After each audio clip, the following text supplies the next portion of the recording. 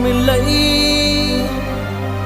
உன்னை அள்ளி செல்லம் கொஞ்சம் யாரும் இல்லை.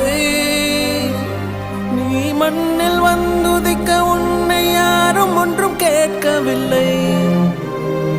விதி கண்ணை மூடிக்கொண்டு தெருவில் எறிந்ததொரு வானவில்லை. என் அன்பே